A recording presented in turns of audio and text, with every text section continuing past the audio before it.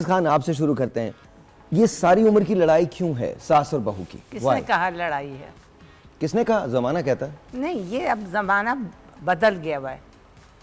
2-4 decade से अब आप देखें कि जमाना बदल गया है। बदल गया है, बदलता रहता है। अब आपको पता है, मैं तो नहीं मानता इसको, लेकिन आप बात स्टोन एज, देखिए सब कुछ बदल जाएगा। ये स्टोन एज था, फिर ओल्ड एज, अब this is the modern age, you know. तो मॉडर्न एज में हर चीज मॉडर्न हो गई है। लेकिन कोई बात नहीं है, ये बात नहीं है। वो वेनम नहीं रहा, वो वेनम नहीं रहा जो कि एक जमाने में होता था।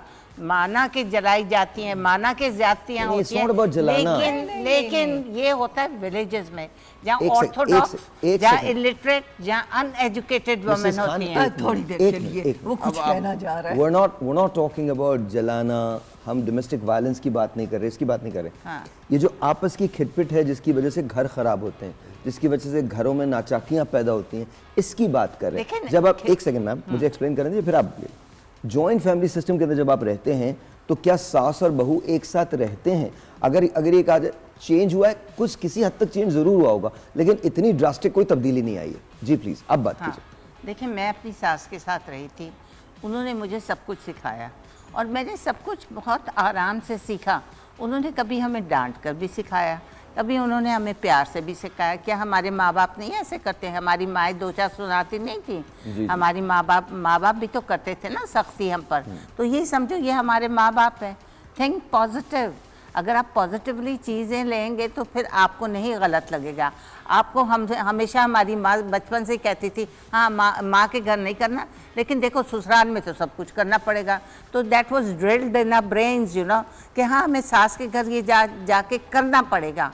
तो फिर ये चीज़ें हमें बताई जाती थी। लेकिन आजकल की माएँ जो हैं ये भी नहीं बोलती। वो तो बस वो लेकर बैठी हुई है इतना बड़ा वो अपना ये गैजेट, ये अपना मोबाइल, हाँ मोबाइल, और उस पर देख रही है, आईपैड भी, हाँ जो कुछ भी व्हाटएवर। तो ये है कि अब चीज़ें चेंज हो रही हैं। अब स्ट्रिक्ट नहीं है इतनी mother in laws, because they are also educated.